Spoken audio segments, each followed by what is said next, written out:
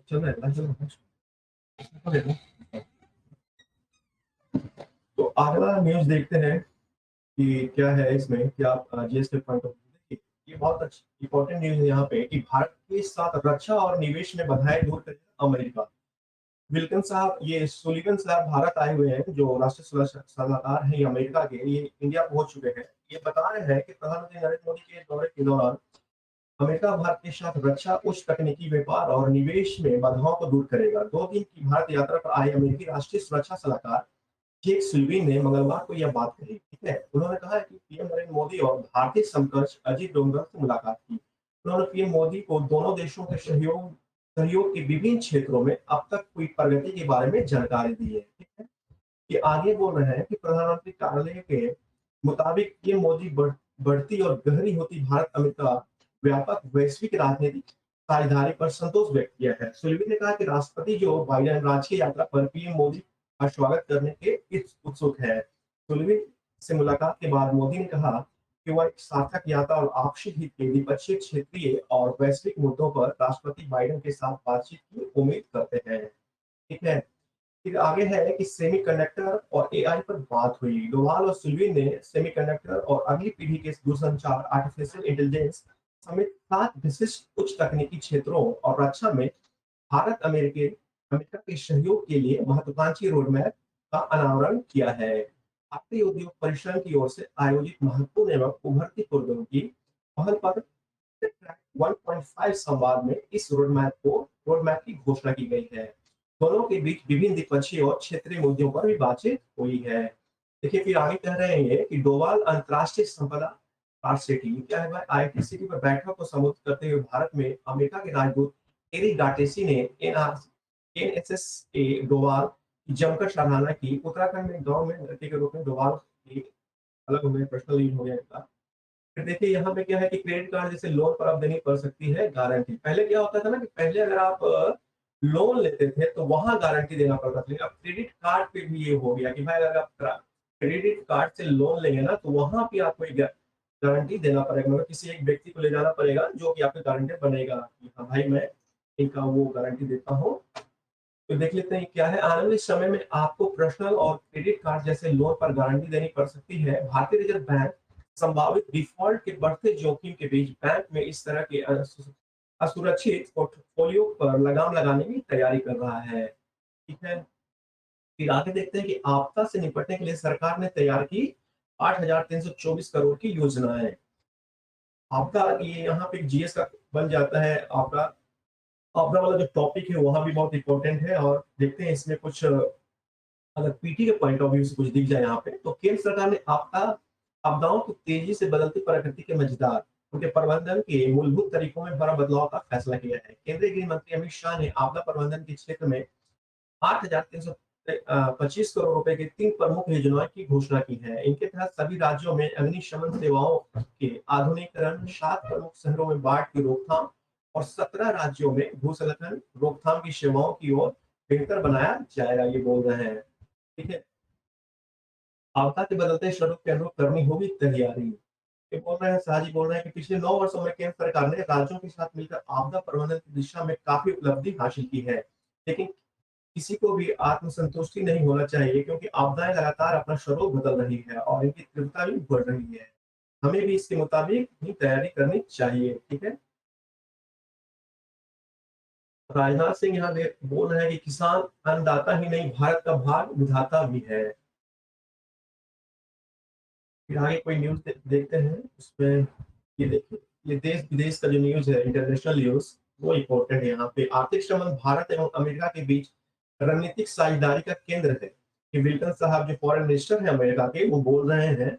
इनका देख लेते हैं आर्टिकल क्या ये बोल रहे हैं। अमेरिका विदेश मंत्री एंट्री क्लिंटन ने कहा है कि भारत अमेरिका साझेदारी का रास्ता अकल्पनीय है और आशाओं से भरा है। प्रधानमंत्री नरेंद्र मोदी की राज्य यात्रा से पहले क्लिंटन ने कहा कि आर्थिक संबंध भारत अमेरिकी रणनीतिक साझेदारी के केंद्र में है और दोनों देश के भविष्य के नवाचारों और उन्हें नियंत्रित करने वाले मापदंडों को आकार देने में मदद करेगी। विल्सन ने भारत अमेरिकी व्यापार परिषद के इंडिया रियाज समिट को संबोधित किया। वार्षिक यूएसआईबीसी शिखर सम्मेलन अमेरिकी चैम्बर्स ऑफ कॉमर्स का हिस्सा है और 22 जून को पीएम मोदी की अमेरिका की आगामी राजकीय यात्रा को पहले आयोजित किया जा रहा है। ब्लिंकन ने दुनिया के सबसे पुराने और सबसे बड़े लोकतंत्र के बीच जटिल संबंधों के बारे में खुलकर बात की और कहा लोगों के लिए पूरी क्षमता को उजागर करने के वास्ते पारदर्शिता बढ़ाने, बाजार पहुंच बढ़ाने और संबंधित लोकतंत्र को मजबूत करने के लिए अभी भी काम किया जाना चाहिए। लेकिन इसकी साझेदारी अचूक और ये वादे से भरी है। उन्होंने कहा कि हमारे आर्थिक संबंध हमारे रणनीतिक रिश्तों के केंद्र में है। राष्ट्रपति Joe Biden, PM Narendra Modi और आप जैसे निजी क्षेत्र के दिग्गजों के नेतृत्व में रिश्ते हर दिन मजबूत हो रहे हैं। ये वहां पे संबोधित कर रहे थे, वो बोल रहे थे भारत हमारे नए हिंद प्रशांत आर्थिक ढांचे के 3 आधार स्तंभों जिसमें क्या है अधिक लचीली आपूर्ति श्रृंखला बनाने की प्रतिबद्धता, स्वच्छ ऊर्जा अवसरों को लाभ उठाने तथा भ्रष्टाचार से निपटने में जुड़ गया है। बोल रहे हैं बिल्कुल सहल कि यहाँ पे स्टेटमेंट इन्होंने दिया है कि भारत के रिश्तों के बीच अमेरिका में नौकरियां तो क्या है। आपको पता होगा कि भारत और अमेरिका के जो बीच में व्यापार जो ट्रेड है ना वो हमेशा ये पहला मतलब ये है कि इतना बड़ा देश के साथ हमारा जो व्यापारिक संबंध है वो हमारे पक्ष में है। मतलब हम लोग ज्यादा यहाँ से निर्यात करते हैं और आयात कम करते हैं। जबकि आप अगर तुलना करेंगे चाइना के साथ तो चाइना के साथ क्या होता है कि हमारा जो व्यापार है वो निगेटिव में जा रहा है। इट मीन्स कि हमारे यहाँ चाइना से मंगवाते हैं वो आयात ज्यादा है और हम लोग निर्यात चाइना को कम करते हैं। जबकि इसके बगैर अगर अमेरिका से आप तुलना करेंगे तो अमेरिका को हम लोग निर्यात ज्यादा करते हैं और आयात कम करते हैं। तो ये जो ट्रेड है अमेरिका के साथ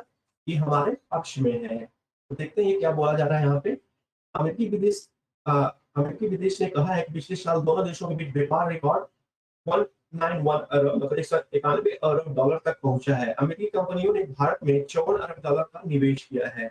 अमेरिका में भारतीय कंपनियों ने आईटी, दवाइयों एवं अन्य क्षेत्रों में 40 अरब डॉलर से अधिक निवेश किया। इस देश में 4,25,000 नौकरियां सृजित हुई। मतलब कि अमेरिका में इतनी नौकरियां वहां पे सृजित की गई है भारत कंपनियों द्वारा। ठीक है। एयर इंडिया के इतना बोइंग विमानों की खरीद के हिसाब से 10 लाख नौकरियों को बल मिलेगा। तो अमेरिका का भी इससे फायदा है। देखिए यहाँ पे बोलेंगे भारत अमेरिका में अहम रक्षा साझेदारी क्वाड में भी सहयोग होगा। व्हाइट हाउस का ये आया है स्टेटमेंट। कहा जा रहा है अमेरिका के भारत के साथ अहम रक्षा साझेदारी और क्वाड में बेहतरीन सहयोग है। व्हाइट हाउस में राष्ट्रीय सुरक्षा परिषद के सामरिक संचार समन्वय जॉन किर्बी ने पीएम मोदी की आगामी यात्रा से पहले कहा कि हम इस ऐतिहासिक यात्रा के लिए उत्सुक हैं। ये व्हाइट हाउस की प्रवक्ता है, उन्होंने एक स्टेटमेंट दिया यहाँ पे। वाइडन मानते हैं कि 20वीं सदी में भारत से बेहतर कोई साझेदार नहीं है। मतलब वाइडन जो है वहाँ के राष्ट्रपति को मानते हैं कि 21st सेंचुरी जो है ना इसमें क्या है कि भारत जैसे महत्वपूर्ण देश हमारे लिए नहीं है। मतलब कि सबसे ज्यादा जो महत्वपूर्ण कोई देश है 21st सेंचुरी में वो भारत ही है। तो इससे आप देख सकते हैं ग्लोबल पावर इंडिया का मतलब ग्लोबल पावर ग्लोबल राजनीति में कितना जबरदस्त ये भूमिका भारत अदा कर रहा है और कितना हाई प्रोफाइल इसकी एक वो देखी जा सकती है कि अमेरिका तक बोल रहा है कि 21st सेंचुरी में भारत जैसा मित्र मिलना कोई और नहीं हो सकता। मतलब ये ऐसा विकल्प कोई हो ही नहीं सकता है कि भारत की एक अहमियत और भारत की शक्ति को और महत्ता को यहाँ पे प्रदर्शित ये कर रहा है। अमेरिका भी ये स्टेटमेंट देने के लिए बात हो गया है। देखिए क्या हो रहा है यहाँ पे। फिर आगे देखते हैं कि बाइडेन परिवार के साथ 2 बार रात्रि भोज। ये रात्रि भोज जो वहाँ राष्ट्रीय यात्रा होगी मोदी जी का वहाँ पे होगा। ठीक है। फिर आगे देख लेते हैं कि देखिए यहाँ पे आपको ये जो है ना चीनी सीमा के पास जल विद्युत परियोजना पूरी ये एक ना पीटी का क्वेश्चन यहाँ से बन जाएगा। देख लेते हैं ये क्या है।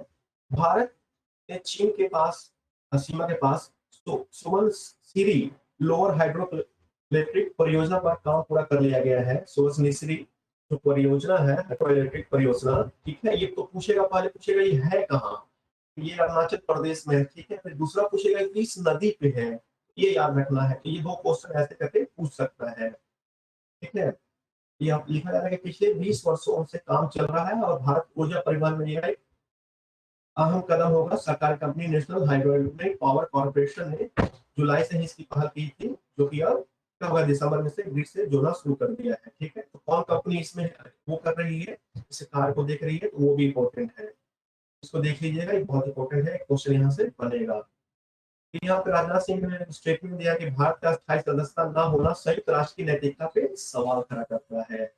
सही बात है, इतना जनसंख्या हमारे यहाँ इतनी इकोनॉमी हमारी स्ट्रांग हुई है, फिर भी परमानेंट मेंबरशिप जो हमें यूनियन पर है, अभी तक हमको नहीं मिला है। लेकिन हाल-फिलहाल में ऐसा लगता है कि अब भारत को रोकना बहुत मुश्किल है। आज ना तो कल मतलब 2-3 साल के अंदर तो ज़रूर ही इसको परमानेंट मेंबरशिप मिलेगा यूएनओ में। ठीक है, कल मैं बता रहा था एक न्यूज़ आपको चक्रवात पेपर जो है कल कच्छ से टकराया। ये वाला जो है ये भी इम्पोर्टेंट है पीटी के पॉइंट ऑफ व्यू से कि पेपर जो है जो चक्रवात है ये कहाँ आया है भारत में, किस तट से टकराया है, कौन-सा क्षेत्र था? 4-5 नाम दे देंगे आपको, पूर्वी से, पश्चिम से ऐसे करके बना देगा क्वेश्चन अदरवाइज़ किसी स्टेट का पार्टिकुलर नाम दे देगा आपको, गुजरात दे दिया, आंध्रा दे दिया, तमिलनाडु दे दिया, कर्नाटक दे दिया, ऐसे दे देगा और बोलेगा कि इसका प्रभाव जो पहला पड़ाव कहाँ बना? ये गुजरात के तट पे ये टकराया था। ये क्वेश्चन यहाँ से आपको बन जाएगा, इसको आप देख लीजिएगा। देखिए यहाँ साइंस से का एक क्वेश्चन है, मरीजों को जानलेवा सुपर बग से बचाएगी एंटीबायोटिक अणु, ठीक है?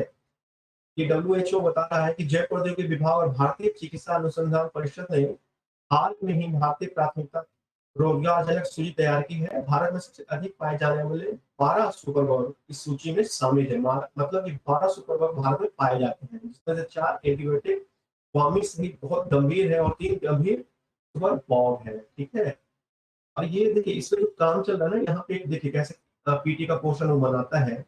अगर आप पीसेस खासकर पीसेस वाला देखेंगे तो वहाँ पे ना क्या करता है कि संस्थान पूछ देता है कि ये संस्थान कहाँ है, किस स्टेट में है, मैं द फॉलोइंग 4 संस्थान दे देगा, 4 जगह दे देगा, फिर बोलेगा मैं द फॉलोइंग कीजिए इसमें। तो यहाँ पे देख लेते हैं लखनऊ स्थित केंद्रीय औषधि अनुसंधान संस्थान, ये कहाँ है? लखनऊ में है, ठीक है? तो ये याद कर लीजिए, देख लीजिएगा और पुणे में स्थित है भारतीय विज्ञान शिक्षा एवं अनुसंधान संस्थान। ये 2 तो आपको यहाँ ही हो गया, आपको याद करना है कि लखनऊ में क्या है? केंद्रीय औषधि अनुसंधान संस्थान है और दूसरा पुणे में जो है उसका नाम है भारतीय विज्ञान शिक्षा एवं अनुसंधान अनुसंधान संस्थान, ठीक है?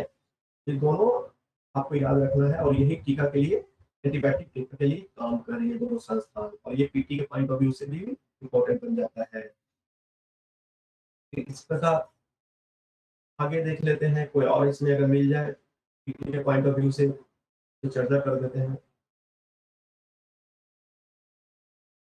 जनरली जो मेरा मकसद है, जो मैं अभी एनालिसिस कर रहा हूँ क्वेश्चन खासकर यूपी डिस्कस करने तो है नहीं। अब यूपी यूपीएससी का भी जो इस साल का जो क्वेश्चन था वो फैक्ट आधारित ज्यादा था। हालांकि कॉन्सेप्ट अगर है तो फैक्ट आपका हो जाएगा, लेकिन क्या होता है कि करेंट का जो क्वेश्चन होता है वो फैक्ट होता है। अगर वो आपको नहीं आ रहा तो नहीं आ रहा है, आ रहा है तो आ रहा है, बहुत इम्पोर्टेंट हो जाता है। और ये पता होना चाहिए क्वेश्चन पूछता कैसे है। अगर ये आइडिया हो जाता है तो आप क्वेश्चन को टैकल कर लेंगे। एक दो क्वेश्चन देख लेते हैं अगर यहाँ पे कोई कुछ बन जाए किसी रिपोर्ट से, कुछ न्यूज से।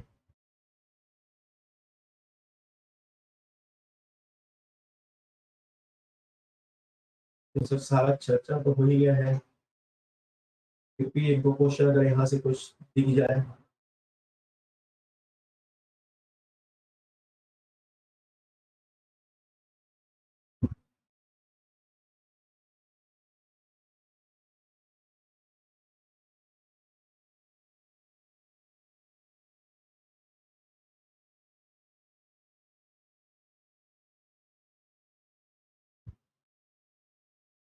क्वेश्चन पूछने का एक वो होना चाहिए कि क्वेश्चन अगर पता है क्वेश्चन कैसे बन सकता है, ये बहुत इंपॉर्टेंट है कि पता होना चाहिए क्वेश्चन कैसे बन सकता है, कौन सा न्यूज से कैसे क्वेश्चन बन सकता है, कैसे पूछ सकता है। ये भी बहुत, अगर किसी को पता होता है किसी स्टूडेंट को तो वो क्वेश्चन को कर जाता है। अगर वो नहीं भी पता है और थोड़ा सा भी उसको आइडिया है कि भाई ऐसा ऐसा था उस समय और वो क्वेश्चन दिखता है वहां पे, तो उस क्वेश्चन को वो नहीं कर सकता है। क्योंकि बहुत बड़ा चुनौती होती है स्टूडेंट को कि क्वेश्चन पहले फ्रेम करना कि भाई क्वेश्चन किस एंगल से वो पूछ सकता है, ठीक है? लेकिन मैं करेंट का जो ये बता रहा हूँ ये मैं बताते चलूंगा कि भाई कैसे क्वेश्चन वो पूछता है, कैसे कहाँ से मेरी प्राथमिकता होगी। फैक्ट बताते के साथ ही क्वेश्चन का भी एक बता दूं, क्वेश्चन ऐसे वो पूछता है, ऐसे पूछ सकता है, ठीक है? तो करीब करीब आज का हो ही गया है सारा चीज। तो था ये हिंदी के पेपर में तो मैंने बता दिया। और फिर भी एक बार देख लेते हैं थोड़ी क्वेश्चन यहाँ पे।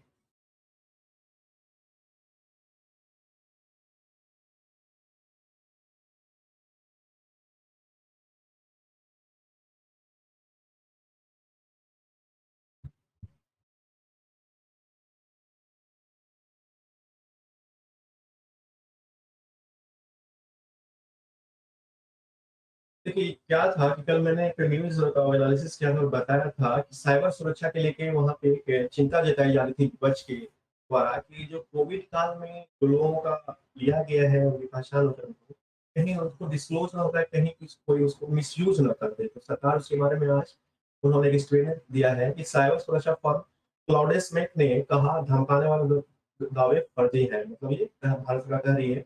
केंद्रीय स्वास्थ्य मंत्रालय की तरफ से कोविड यूजर का डाटा लीक होने के दावों को खारिज किया जाने के बाद साइबर सुरक्षा फर्म व्हाट्सएप ने अपनी रिपोर्ट में कहा कि डाटा लीक करने की धमकी देने वालों के पास न तो कोई कोविड पोर्टल तक पूरी पहुंच है और न ही पोर्टल के पीछे का डाटा बेस है। लिहाजा ये दावे फर्जी है। मतलब कहा जा रहा था कि किसी ने बोला था कि भाई जो ये हमारे पास कुछ रिपोर्ट है, मैंने इसको वो किया है और हो सकता है तो मैं इसको मिसयूज कर दूंगा। लेकिन सरकार बोली कि नहीं, ये जो फर्जी दावा किया, ये दावा जो था वो फर्जी था, ऐसा कुछ है नहीं। बोला जा रहा है कि क्लॉडसेक्स ने अपने स्वतंत्र विश्लेषण के आधार पर सोमवार को एक रिपोर्ट में कहा कि टेलीग्राम डेटा से मेल खाने वाले क्षेत्रों और उन क्षेत्रों के स्वास्थ्य कार्यकर्ताओं को प्रभावित करने वाली घटनाओं के आधार पर हम मानते हैं कि जानकारी को इन समझौतों पर किए गए प्रोडेसिजल के माध्यम से स्क्रैप किया गया था। ठीक है। और असल में 13 मार्च को एक रूसी साइबर क्राइम फोरम पर कोविड पोर्टल पर मौजूद तमिलनाडु क्षेत्र के यूजर डाटा को लीक करने की धमकी दे रहे थे। ठीक है। उसी पर सरकार बोला कि ऐसा कुछ नहीं है, वो झूठा वो बोल रहा है कि मैं लीक करता हूँ, उनके पास कुछ डाटा है ही नहीं। तो सरकार ये बोल रही है इसके बारे में। फिर आगे देख लेते हैं, दो न्यूज इस पे मिल जाए। बाकी तो सारा आज कवर ही कर दिया हूँ, ये जो मुझे इम्पोर्टेंट लगा पीटी के पॉइंट ऑफ व्यू से, ऑडियंस के पॉइंट ऑफ व्यू से। हाँ, फिर भी देख लेते हैं जाते जाते का, तो अगर तो फैक्ट मिल जाए जो आगामी एग्जाम के लिए महत्वपूर्ण हो कोई।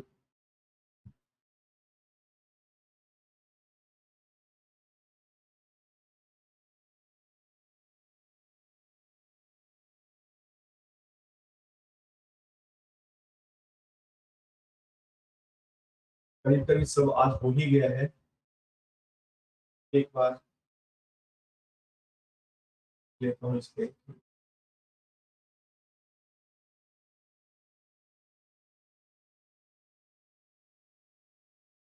बकायदा सारा चीज आज का कवर हो गया है, तो ठीक है चलते हैं फिर।